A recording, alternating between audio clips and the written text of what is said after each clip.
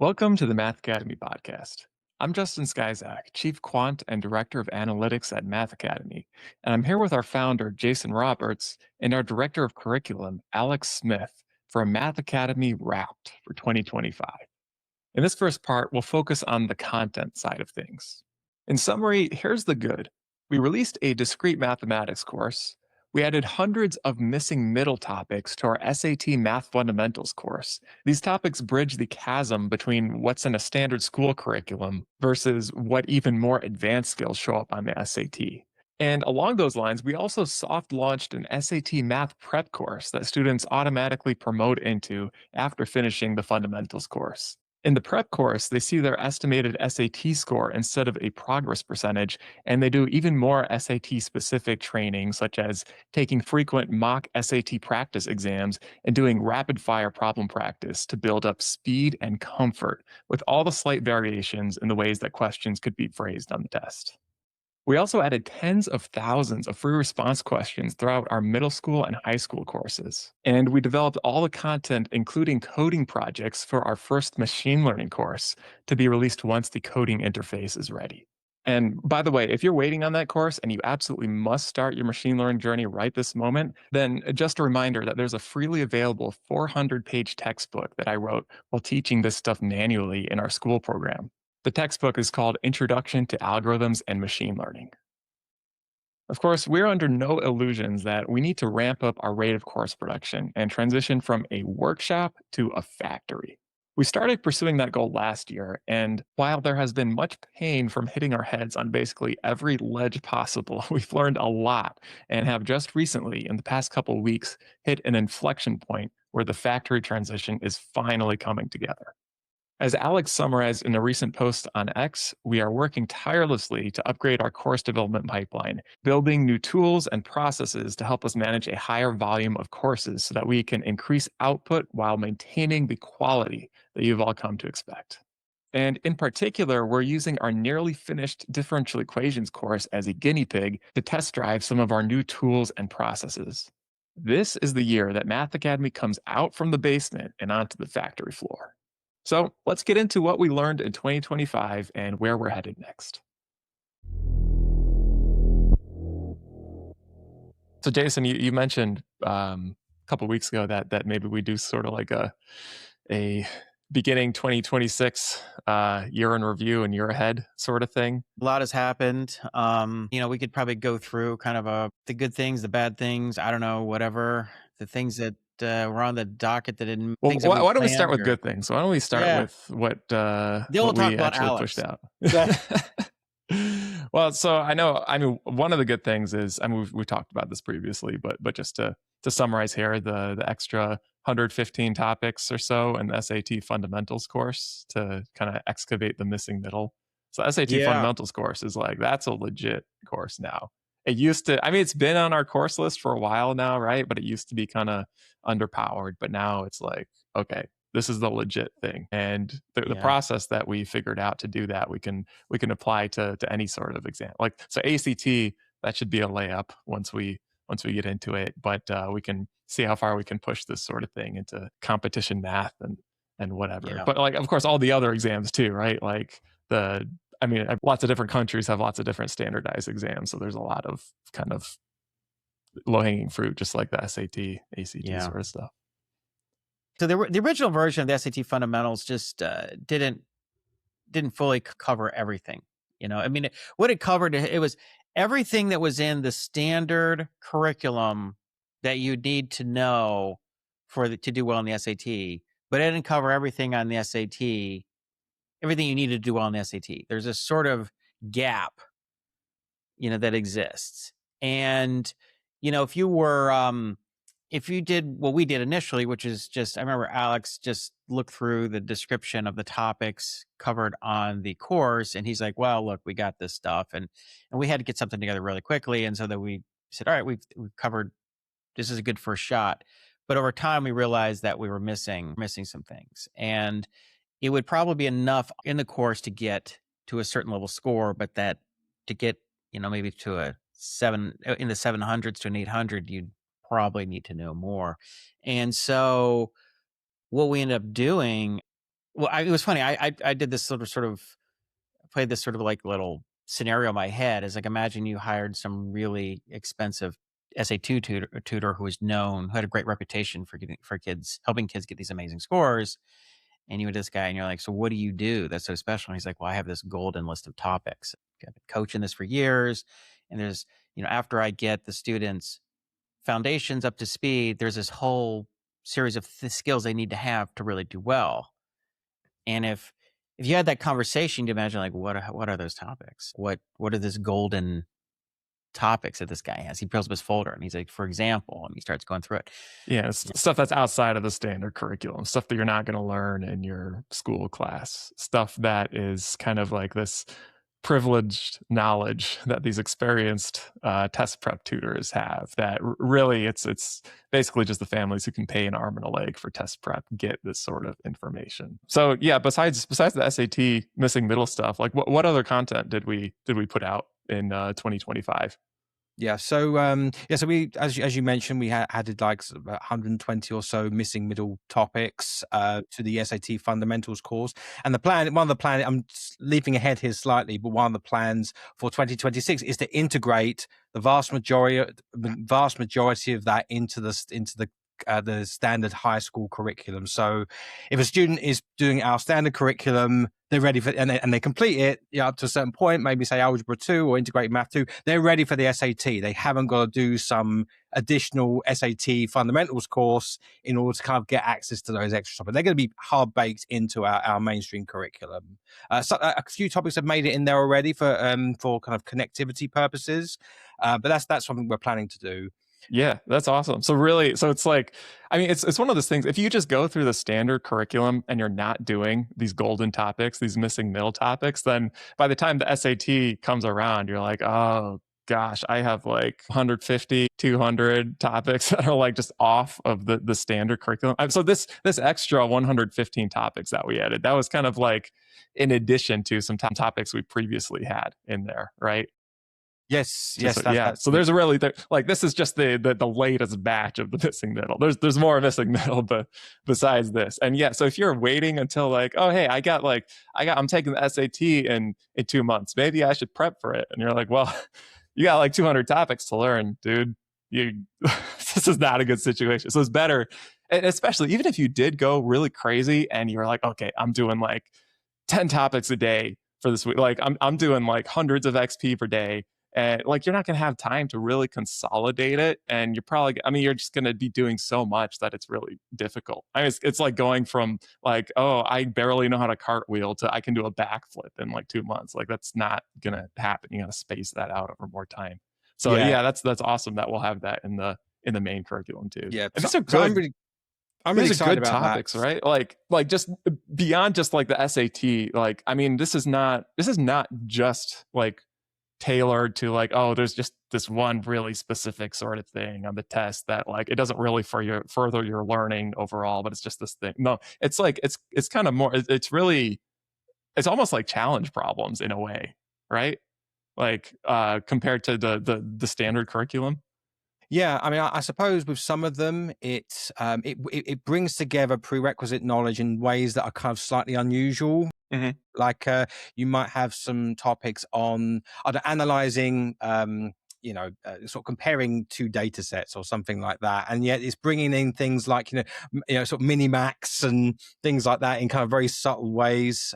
So yeah, it's I think it's going to help anyone that has these sort of this knowledge in their kind of repertoire. It's going to definitely benefit them going forwards, and studying more advanced stuff. And it might even be the case that some of it might end up sort of like being sort of prerequisites of some other topics that we have further on down the line. So yes, there's going to be a bit of a connectivity kind of bake-in when we have this. I mean, most of it are kind of like leaf nodes, but there'll be some that actually that's a really good prerequisite for this topic that already exists, that we didn't quite think of. So That's awesome. What yes. other kind of content? I know like we had a lot more free response questions in the system, right? So this is in the past year. So we've added like tens of thousands of free response questions over the past year, just continually kind of like chugging away, adding free response, and we're at the point now where almost all of the all the middle school courses have them, like most topics have them, and almost all the high school high school courses too. So I think we got up to about sort of 3/4 of the way through calculus 1. So or AP Calc, so halfway through sort of AP Calc. So once we get to the end of AP Calc, that's the whole high school curriculum with lots and lots of free response, as well as the middle school curriculum, which has had them for a while. So yes, that's been a big thing. That is awesome. It's funny.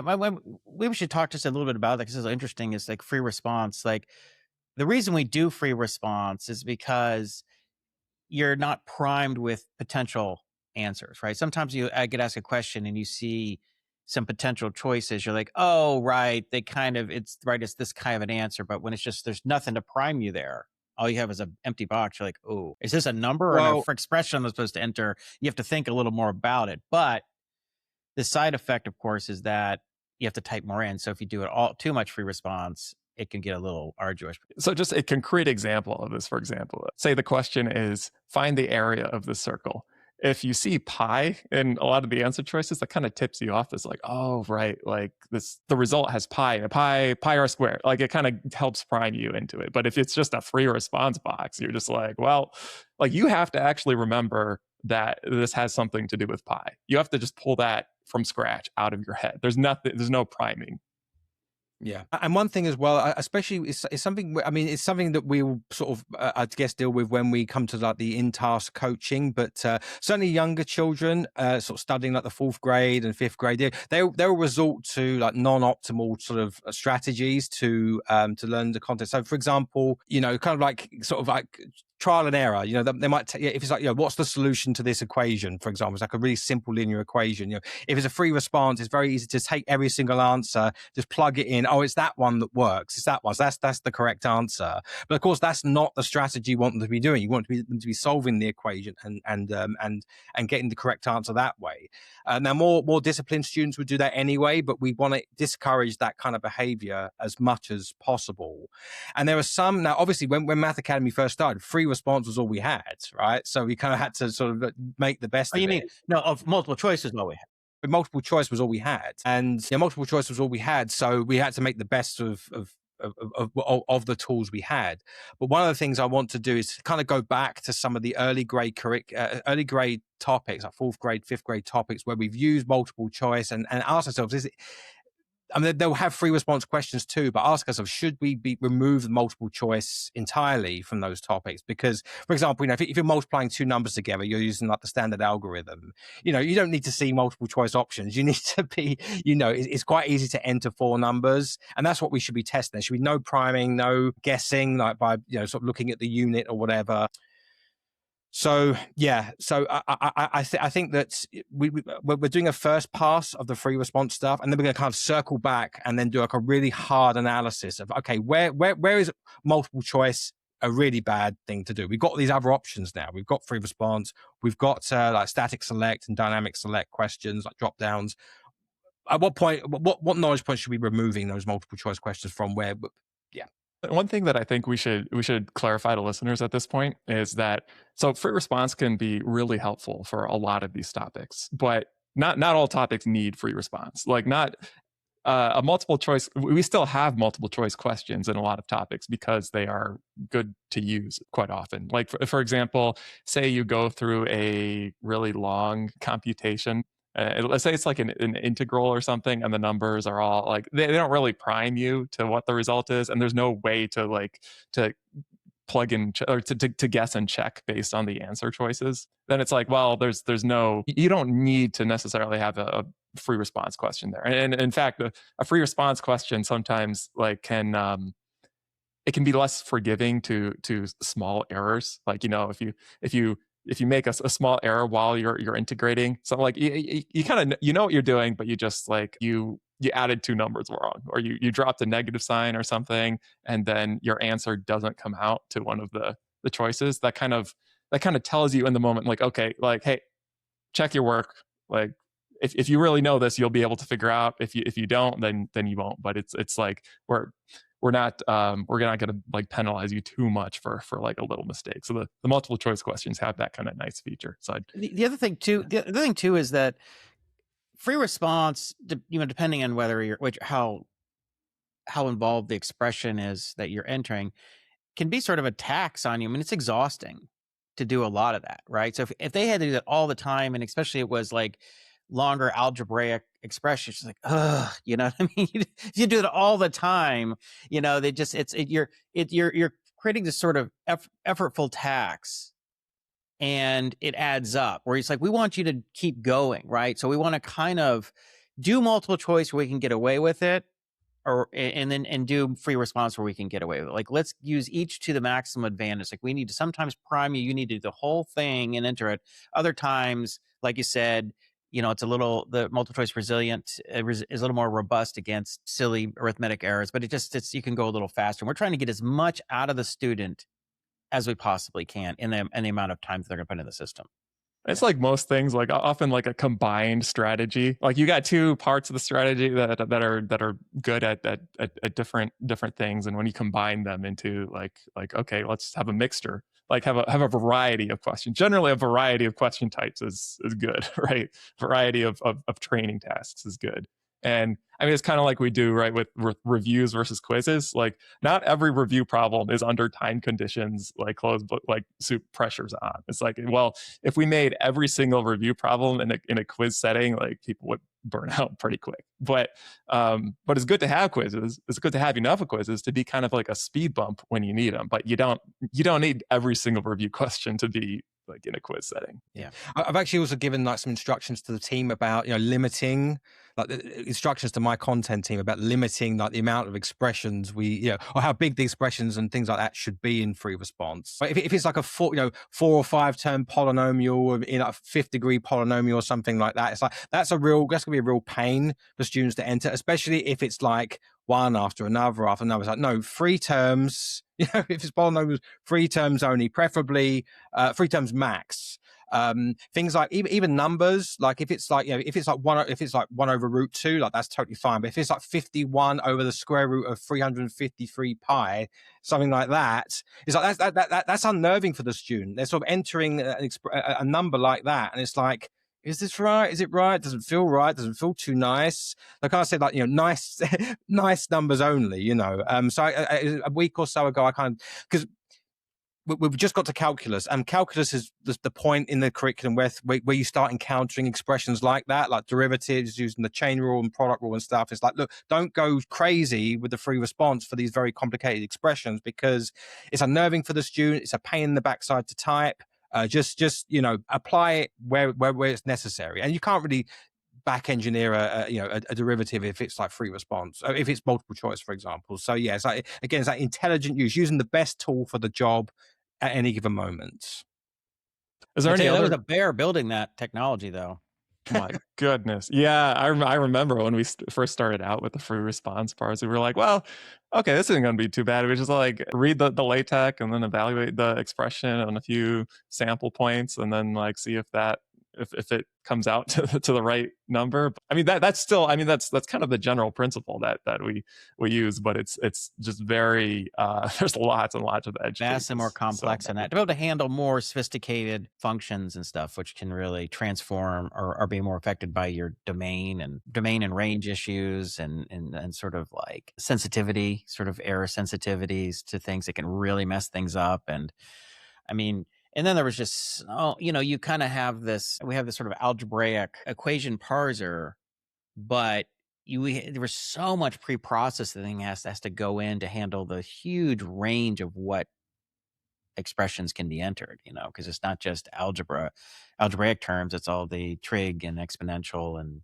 everything else, and every combination of those and roots and exponents. And I mean, it's crazy, right? But it was funny. I mean, Justin, you kind of took it over time. You just would, because there'd be like some kind of complaint from the content team. It was like, well, this Maclaurin expression isn't evaluating what is going on, and you would get in there and have to write all this pre-processing to say, okay, well, what this really means, and we have to transform it into more of an algebraic form so that the system can handle it. Yeah, it really turned into like an algorithmic sort of quant like task. It did. It's it's the long tail of weird edge cases and weird behavior. But it's gotten Yeah. fewer and fewer over time. I mean, it's been a long time. Yeah. It's been a while since we've had something, but you're right. It was just sort of like it was fine. And then and then for like a month, I'm like, this thing is pretty solid. And then it was like, oh, there's something. And then, it would kind of go longer, but yeah, it's great. But anyway, I'm glad we have it. And I'm glad, Alex, that the team has made so much progress in inserting these questions in the content, because I think it really increases the quality. So I want to circle back around to more question types later, like the dynamic select stuff, and also the upcoming coding questions and stuff. But why don't we? So Alex, did you mention that there was more content stuff that you could talk? What else? What other content stuff have we added to the system in the past year? Yeah, So we've got so as well as the SAT fundamentals course, we've also got the SAT test prep course, which is public launch is imminent. It's there, it's ready to go. We just need to launch it, right? So that's going to be coming very, very soon. What's left on that? It's well, I think we got all the topics, right? We got all the topics, and we got the estimated score. We got mock exams. So I think there's just what is it? Just some kind of like communication to the student on like what the course is when they enter into it. Because we added it to the course sequence that has the SAT fundamental. So if you finish your SAT fundamentals course, you will promote into SAT prep. But yeah, I think all we need is the course description. Alex is going to write up the course description, but that's a couple hours of work or whatever at most. And the outcomes, the description, overview, outcomes stuff, and then I think we just got to put some communication. I got to update the website. I mean, it's basically ready to go. It's ready to go. It's been ready for a while. We just been so preoccupied with all these, like, it seems like we always have like one emergency after another of something we have to do that just So we just need to take a half a day and just do those last few things, and it's ready to go. Yeah, let's do that. Easy win. Yeah, easy win. So was it released? So in terms of upper division course, we released Discrete Math. I can't remember when it was, back in March, something like that, February, March.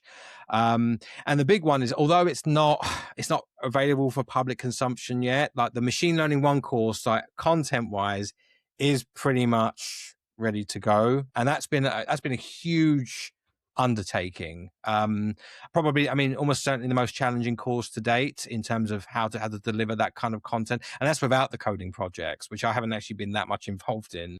Can you speak of it to why that was so hard? I mean, yeah, that was right, the most challenging course we've ever done by far, and why, like, to listeners who may not have tried to develop a machine learning course themselves and been in the weeds and gotten like punched left and right by the universe on this thing, like why is this such a formidable opponent? Well, this is a really interesting question. I think one thing is it's quite difficult to find people who've got both the machine learning sort of like knowledge, but at the level we need, which is like the math chops, essentially, like those who really understand the mathematics behind this algorithm at a very, very fundamental, granular level. Like it's hard to find people like that. Machine learning engineers do seem to be kind of two a penny, but people that really understand the math, they're much rarer. What's that phrase used? That's an English phrase. Like, what, a two a penny? Two a penny, yes. So they're dime a dozen, as we say.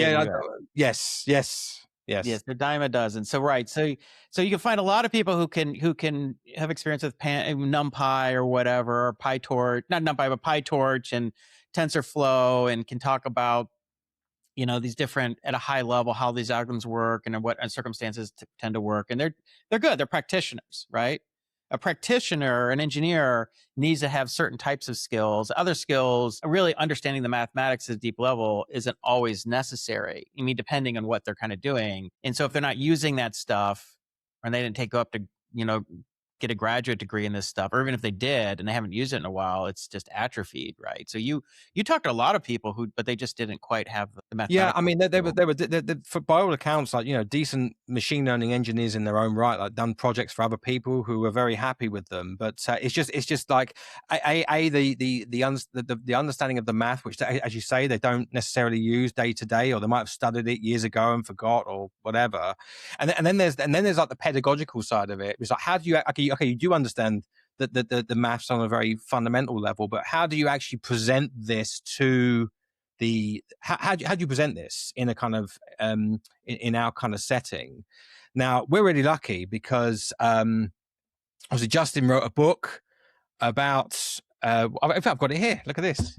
Yeah, you got it. There it is. Introduction to Algorithms and Machine Learning. This is the book for the Eurisko sequence, the super advanced computer science sequence that Jason and I were running within the in-school program. This is at the high school. This is what we taught for high school kids. So the thing about what's great about that book, though, is Justin was just making this stuff up on the fly. He and I would brainstorm and scheme, like, oh, maybe we should teach this. We should teach A star. We should teach Kalman filters, or we should, whatever, we should teach genetic algorithms. He was just like, and he's like, all right, let me think about it. And he would like come up with stuff, and he would like write up some stuff and pull stuff together and come up with some lessons or some exercises for the kids to do. And then, but he'd battle test that with kids. Like if you can't, it's a kind of a high bar because you're teaching stuff that is advanced undergraduate and sometimes even graduate level concepts to like 15, 16-year-old kids. Yeah, we went all the way up to re-implementing actual research papers in artificial intelligence, these 90s style artificial intelligence, like the Blondie 24 program, or training neural nets using evolution to play games. Started off tic-tac-toe, but then checkers and more advanced stuff. Yeah, it was crazy. It was such cool stuff. But when you're asking Justin to sort of make that happen, that's a tall order. So he had to really think hard about how to do this stuff. And there was a lot of trial and error. Like some stuff worked better on the first try. Some it took a few times because you went through 3 different classes, 3 different years. And by the third one, you had kind of fine-tuned the process, the description of the introduction of the content, the exercises, but then you actually end up, I think you spent a good part of the one summer just writing up all of your notes and putting them to a bunch of PDFs, right? So by the pretty much third one, the third year, you kind of like, here's the PDF, this is the whole thing.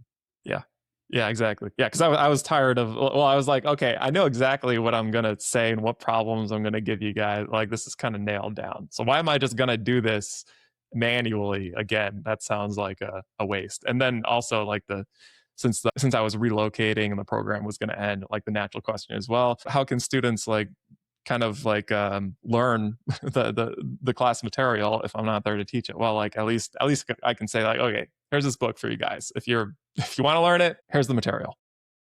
But having that as a foundation for the machine learning course, I think, Alex, how do you hear that? How helpful was that compared to just whatever else was available? It was super helpful. I've got all the big machine learning books, but this is the one I use the most to actually help with this course, at least in terms of the philosophy of how this stuff is delivered. Some of it actually reminds me a little bit of teaching like numerical methods. It's like you're presenting an algorithm and you kind of work through the algorithm kind of step by step. You sort of, if it's like Newton's method or something like Newton's root finding algorithm, you write down the expression for the iterative procedure, and do one successful iteration, do 2 successful iterations, now do the whole thing until you get it to converge, and it's like, great, now you know Newton's method. So it was the book plus a little bit of my own sort of experience in teaching like numerical methods and stuff. It's like, okay, I get how this is going to work. There were a lot of parallels. So the task really was to take this idea and just put it into our system. Sounds like kind of a delicate balance of like, okay, students have to do the reps, right? They have to work things out by hand. They can't just like, oh, here's a formula for this method or that method. Here's the neural net back propagation formula. Now just like, now transcribe it into your Python code. Great, now you know No, you just transcribed it. You don't actually know it. You actually have to work through with some numbers, like see how everything flows, get a sense of just what things look like, intermediate steps. But at the same time, like there's a way to do this, but then make it like hell for the student because every problem takes like 20, 30 minutes because you're doing so much. So you need to avoid that also. So it's very kind of how do you get students to do their reps, but at the same time, not just crush them with like the computation burden, right?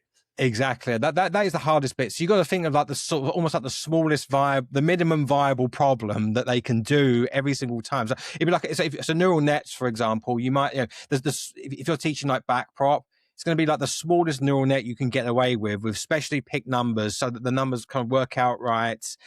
The number picking is kind of interesting too, because sometimes that's counterintuitive, right? Like you might think like, oh, well, I give you inputs of 1.0, 2.0, and 0, and then you run that through, and suddenly by step 2 you've got these nasty decimals because everything's been like log transformed or whatever. So sometimes you have to choose the numbers as like, in order to get nice numbers, you say like, okay, your inputs are natural log of 2 and natural log of 3 and 1, and then those look so bad like initially, but by step 2 it's like, well, they've converted into very nice whole numbers that you can just kind of take with you.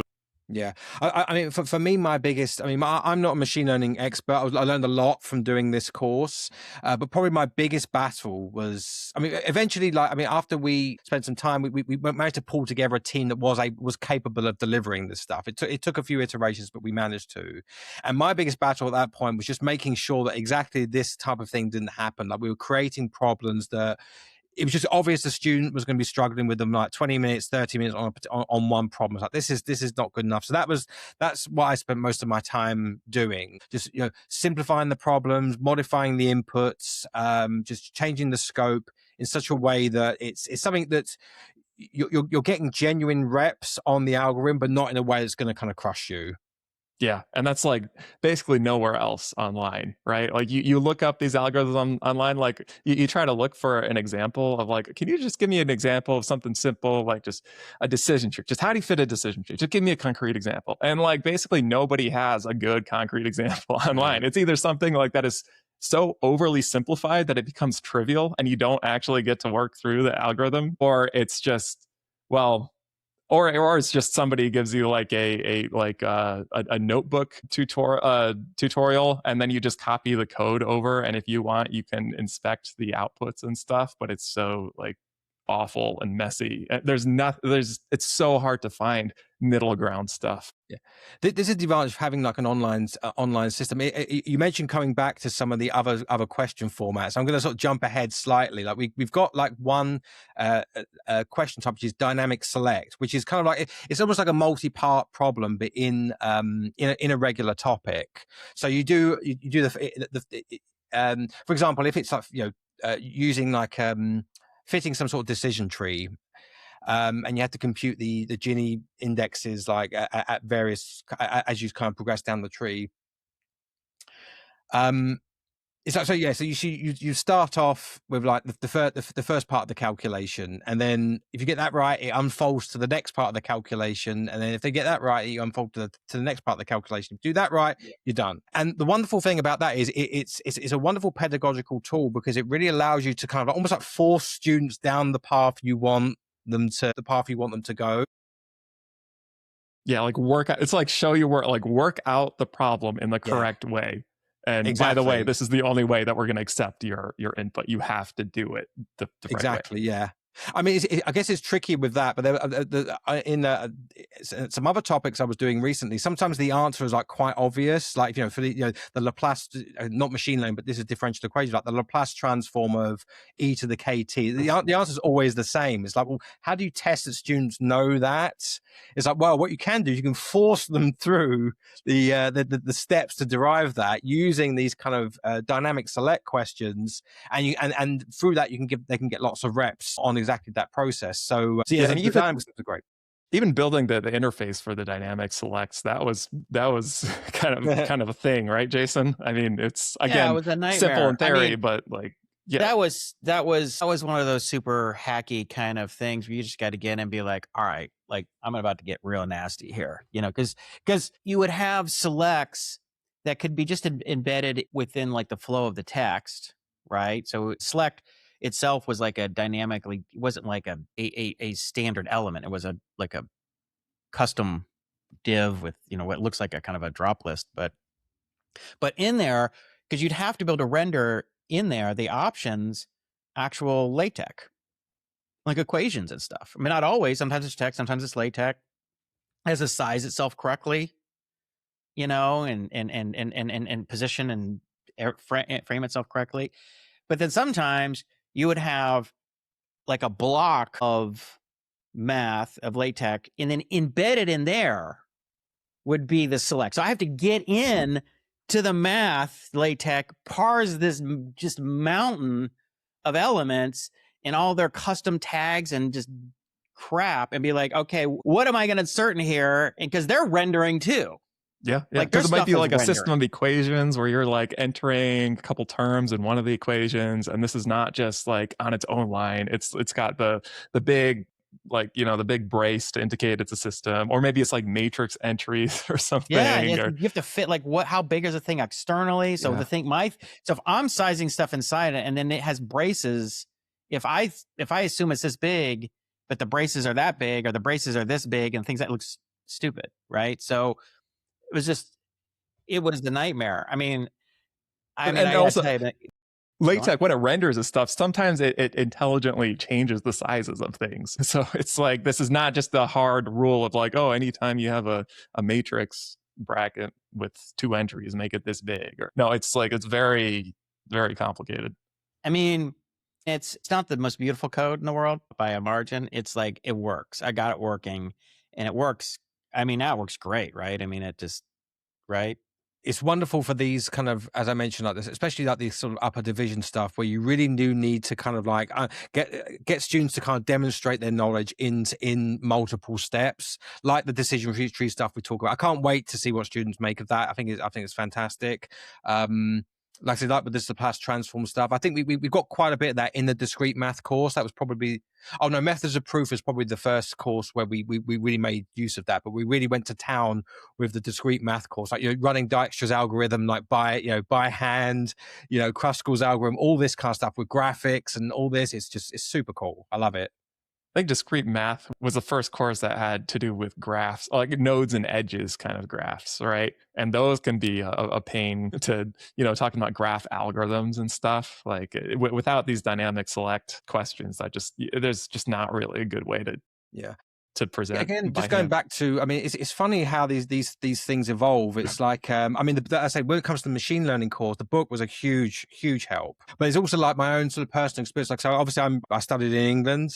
I did A levels and stuff like graph algorithms. I didn't wait to university to do that. So I didn't, when I knew what Kruskal's algorithm was before I went to study as an undergraduate. And when because I did it at A level, which is that's a qualification you do between 16 and 18 here, and depending on your grades, depends on what university you can get admitted into. So things like Kruskal's algorithm, Prim's algorithm, all that stuff, doing it by hand, on very, very small graphs. I've kind of done all that. So it's just kind of taking that experience and putting it in the system, So it's just an interesting combination of events that led to what we have in some of these upper division courses. Totally.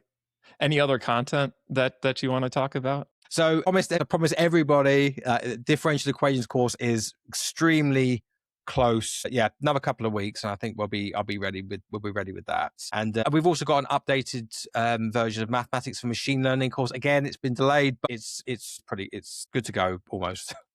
Well, you said that one thing that's always kind of exciting is every course we create is like the best one we've created because we have so much accumulated expertise and improve pedagogical tools or just approaches, right? So like this differential equations course but from the way you've talked about it, sounds like it's going to be lights out. Yeah, I'm really excited about the differential equations course. I think it's going to be a great course. There's some brilliant problem solving type activities in there. Just applying sort of these sort of like models to different situations, and like I say, just things like which are quite hard to teach and also sort of can be quite dry subjects. Like I mentioned, Laplace transforms, Fourier transforms, all these kinds of things that we're going to make use of those dynamic selects and really kind of get students familiar with how these things are constructed and what their properties are and how those properties can prove more properties. I'm super excited about this course.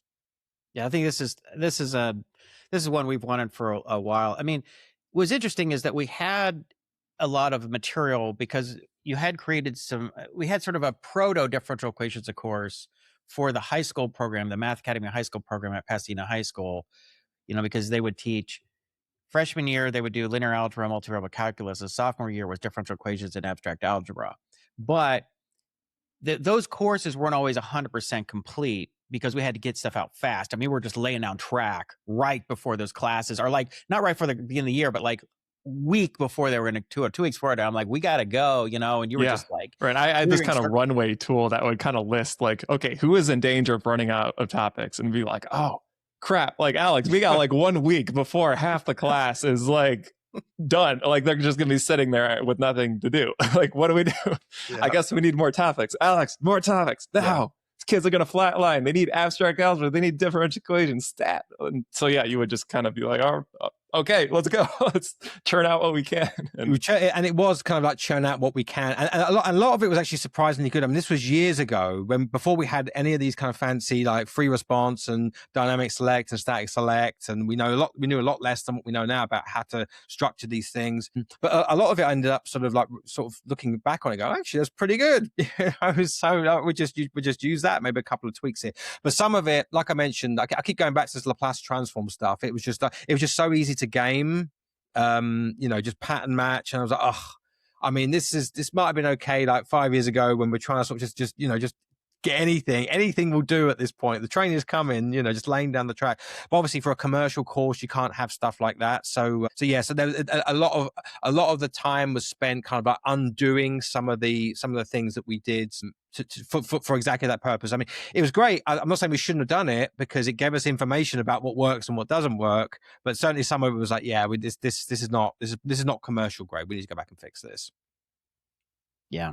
Well, that's been the case, I think, for a lot of the courses that they benefited from that. I remember when we came to the linear algebra course, or the discrete math, the probability statistics, everyone like, this is the best course we've ever created. Like, this is incredible. You're right. I mean, that's been generally your feeling about every one that's come out over the past couple of years. They just keep getting better and better, which is exciting Yeah, for me. feels almost like Formula One racing. Like we're just gonna make the coolest, like make it even cooler, and so that's something that that we've been doing a pretty good job at, and just like upgrading the courses. But and now I think this coming year, another thing that we need to do is, I mean, we talked about this, just like making not just Formula One, but also like scaling out like factory level car production. We've been doing a good job of like just trying to continually level up the quality of the courses, and now we need to expand also the rate of production of what we figured out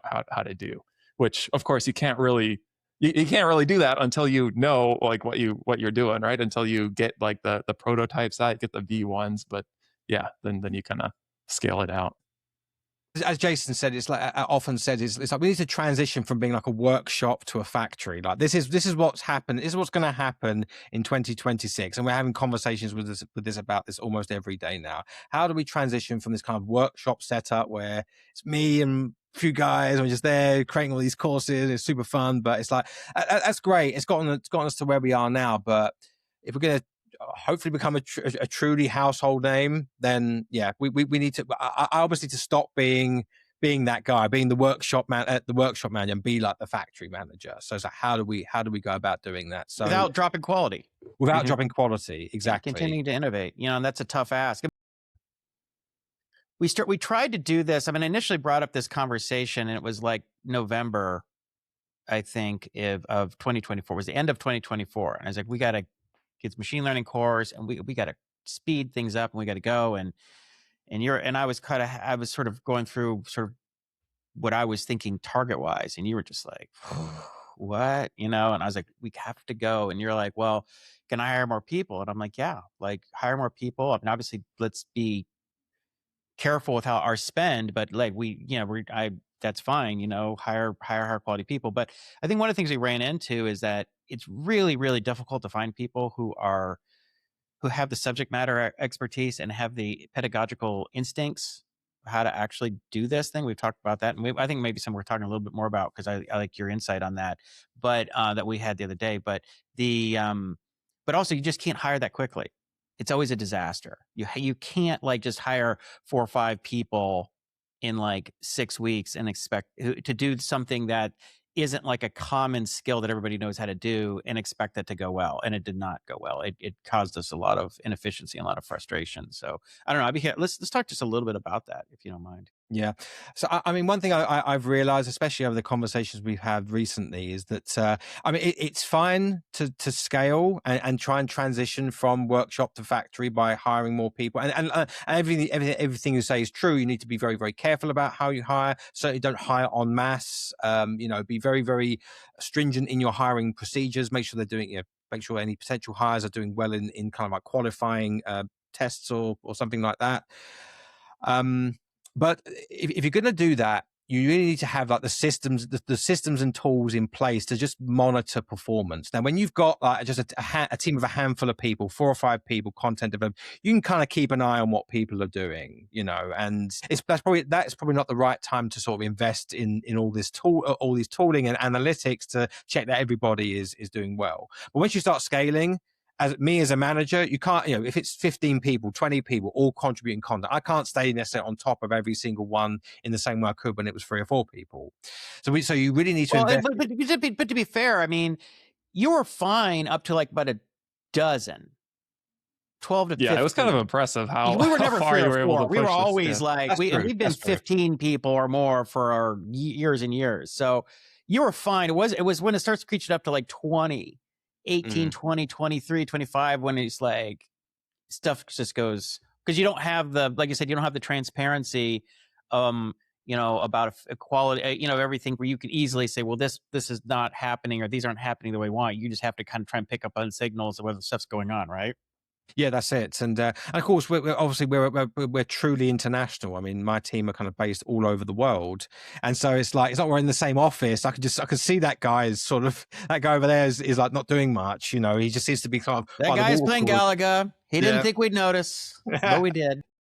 Whereas in a kind of completely like, international 100% remote setting, this is even harder. It's like you need kind of proper reports. What has this person done today, this week, this month? How is that comparing to other people doing a similar job?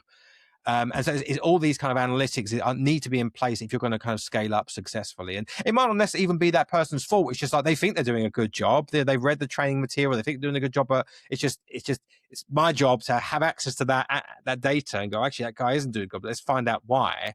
And perhaps just one conversation is all it takes to boost that performance. But unless you've got the data, you just don't know, really. Yeah, no, it really seems almost like building a software system just made out of people. It's like, well, like you can't blame the people for not giving a result that you wanted if you didn't like write the code correctly, right? Just like you need to invest time into like setting up the right abstractions, the right efficiency, the right like job allocation, work allocation, everything, and monitor that's getting the results that you want. Yeah. Well, that's something that I was talking to Justin about a couple weeks ago. Is thinking about Math Academy as a machine that you're trying to optimize. And it's like, it kind of reminds me of that joke that was that itinerant mathematician Erdish would say that mathematicians are machines that turn coffee into theorems, or weak coffee into lemmas, something like that. Yeah. And so I was like, okay, by that a similar analogy, we're a machine that turns money, subscriptions, into math education, into mathematical outcomes, right? To successful mathematical progress, or educational progress. And it's like, okay, how do we optimize this machine? So part of it, we have a lot of analytics that we've built over the past few years, that Justin in particular has built with a lot of these tools that you use to analyze pass rates and where kids are struggling and everything. So you can really fine tune, be alerted to, it's like, okay, well, we've got some low pass rates on some topics. Where are they failing? What's the number? How to fix it? And then you can use that to fine tune. And so to continually upgrade content, which we've had some of these tools around for years now, which has really, really helped. But now we need to extend that we need more metrics about how the company is doing. I think, we have a certain amount just in terms of like, we look at our Stripe dashboard and go, okay, what's the churn? Yeah, that boilerplate. We need more. We need a lot more. But we also need, I think, a lot more, because by far our biggest cost center is content. And it's like, okay, are we are we getting our money's worth? Are we moving as fast as we can? Like, when is stuff behind? Is it on schedule? Whatever. And so what we really need, and which is we've started working on, is a lot more metrics into understanding how this process is going, how it's going overall, how a course is progressing, how individual people are doing, how efficient our spend is. Because it's like, okay, if we're going to create, 2, 3, 4, 5 times the amount of courses that we did in the past, and without dropping quality, like, we better have a really granular level of insight into every dollar that we're spending on the content. Yeah, it's basically like we've done a good job of this for students, for like optimizing their learning efficiency, like analytics on the knowledge graph and everything. So everything that we've done to the learning process to make that like 4 times more efficient, we have to do it to ourselves also as an organization, make ourselves 4 times more efficient. Put everybody through who's doing a particular workflow, create like almost like a step-by-step, okay, here's what the workflow is. We can measure performance every step of the way, the cattle chute, just like the lesson, and have it almost gamified a little bit in terms of like production measurement. Like, okay, who's doing how much each week? How many work units are you putting out? And is that good or bad, or how does that compare to what everyone else is doing? What's the error rate? What's the error? Yeah. How what's error rate on there? Quite really, what's What's the flagged as quality of the viewer work? found an Right. error? It's okay. Well, you're turning out a bunch of questions, but they're not very high quality or something, or whatever the problem is. So it's like, yeah, so we have to have a really good holistic measurement, not just of the quantity, but just of the quality as well. So creating a high quantity of mediocre quality is pretty much a waste. So, but of course you can't have, it's high quality, but I do like 1 question an hour. It's okay. Well, dude, that's going to take us, years and years to create a single course. That's not, we have to move at a reasonable pace. So yeah. So anyway, building out the metrics for like our inputs and our outputs as a company, and the outputs being the quality and efficiency of the learning, the engagement of the users, the retention of subscriptions and things like that, but also how our course development process, how efficient that is, so that we can create the courses everybody wants. Because this Andy will tell me, like, okay, when is this going to, when can we have this course? When can that course? Because people are just asking for everything, right? It's not like, oh, we got a lot of the courses, like, we don't have a fraction, because it's not just what's going on in the US. It's people in other countries want stuff, or people have different curriculums. They're like, oh, do you guys have the what's it called, the GSCE or whatever? Yeah, the stuff like that, or IB, or the whatever, or different AP courses. Do you have AP stats? Sandy's been asking about that forever. You guys we got to do AP stats. And what about you? I mean, it's just an entity. Yeah. Just to circle back a little bit to the we're talking about having like a leaderboard for like content developers, and metrics which allow us to sort of track who's doing what, who's performing well, who needs more help, that kind of stuff. You can actually make that really fun. I mean, you got to make sure you're optimizing for the right stuff and that it's fair. But if you get to that point where every contributor, every SME, subject matter experts contribution is being measured effectively relative to everybody else, you can kind of turn that into a game. I mean, we gamify the curriculum, is somewhat gamified. There's leaderboards and stuff like that. You can do the same internally, and it can be really fun. And the people that you really want to have around will find that motivating. It's like it's like you turn it into a game, have competitions, prizes for people that perform. Yeah, and you reward them. Well. I mean, I want to incentivize and reward people who are doing a good job. And the people who are kind of dragging ass and are like not. You're like, okay, well, it's like that. Sandy and I were joking about yesterday about the scene from Office Space with Jennifer Aniston, and she was her boss, and he's like, I want to have a conversation about your flair, because she was at a restaurant where they can only wear so many buttons and stuff on their uniform, and she's like a server at a restaurant, right? And she's like, so more flair. He's like, well, some people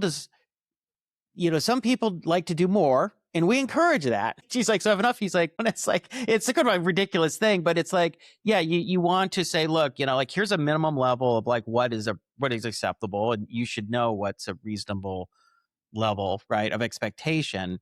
But also the people who are going to kick ass, it's like, okay, guess what? You're getting a bonus this week, Bonus like, XP.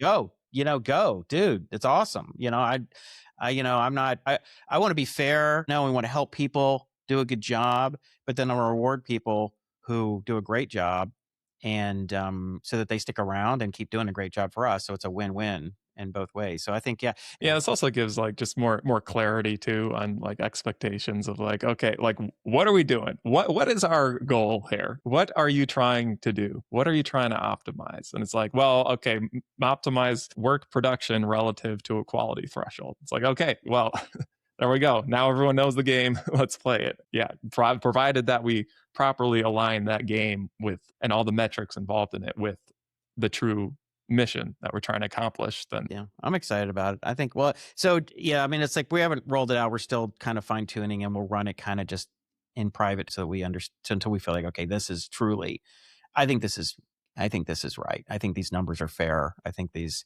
calibrations and weightings and like how long certain tasks should take and whatever within some certain threshold are good, are on point. Then we can, introduce it. Of course, again, we'll be fair with everyone. It's not like going to be like, oh my God, you're below this, you're fired, or something like that. It's like, okay, well, you can. We should be able to do a little more here. Let's talk about your process. Like help you. What I want to do is help our content developers, anyone who are dragging, like help, like let us understand your process and how we can help you be more efficient, because you should be able to move at a faster rate. What are you doing? Stuff like that. Anyway, it's going to be interesting. But I think all of this streamlining of our process, the metrics, all this kind of stuff is going to help us get a lot more courses out in 2026 than we've ever done before, probably by quite a margin, because we need to, because people are getting annoyed. Like, how long is it going to take to get these things out? And Yeah. kind of step on the gas. Yeah. the answer is, yes. Yeah, we need to go. So that sounds like that was kind of like the year in review and year ahead on the content side of things. Is there anything else that Alex or Jason, you guys want to talk about the content side of things here before we switch over to like tech?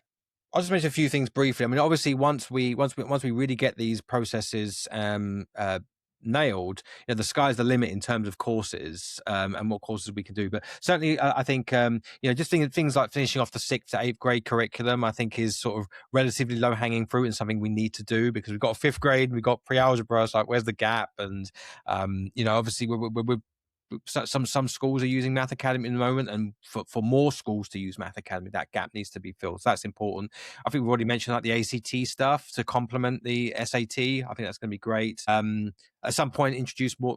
We'll start probing into like more proof-based university level courses. Abstract algebra probably need to we need to have some kind of like free-form proofs in the proof-based math courses. So we'll probably go back to methods of proof, get some free-form proofs in there, because that's our kind of our base course for the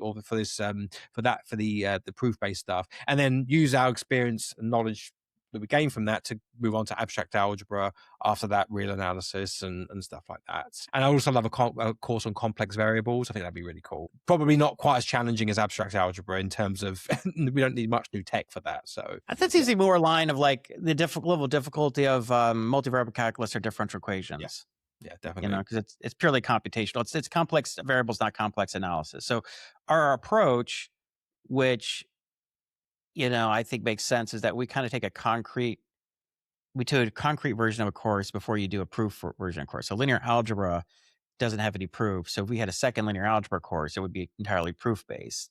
Because the problem is when you do a proof based course and the students don't actually have any real intuition on how these operations work, and they haven't done any problems, and they're just proving stuff about objects that they don't really understand deeply, that you're not getting as much out of it. The student isn't getting as much out of it. They're struggling. So linear algebra, and then if maybe linear algebra 2 would be the proof-based version or something. I don't know if that's what we call it, but then the second one, or advanced linear algebra, might be the proof version. And likewise, I think you do complex variables, and then you'd have a complex analysis. But if you were like a engineer physics type person, you would say, okay, I'll just I don't need the proof base. I'll just do complex variables, and I'm good to go. Yeah. Oh, I can't wait to have those. Sorry. Oh, you go ahead. Sorry, yeah, just one other thing I mentioned is obviously, so we mentioned like machine learning. I mean, the machine learning track potentially could go really far, so yeah, definitely a second machine learning course would be on the cards. Yeah. I'm really excited to to get like the more advanced versions of a lot of these university courses, like advanced linear algebra, and then not just complex variables, but like complex analysis and stuff. Because I think, well, at least it seems to be confusing for a lot of people who are not so familiar with university course offerings. And they don't understand that like there are levels to things like linear algebra, complex variables, complex analysis, even stuff like sometimes I would get asked like, well, how come your calculus 1 course doesn't have like epsilon delta limits in it, or like or proofs like that? And it's like, well, like that's what you do in real analysis. It's not necessarily in a calculus 1 course unless it's like a sort of honors calculus at like an elite university, which is really like more like a real analysis course. They just call it calculus because their real analysis course is actually like advanced real analysis,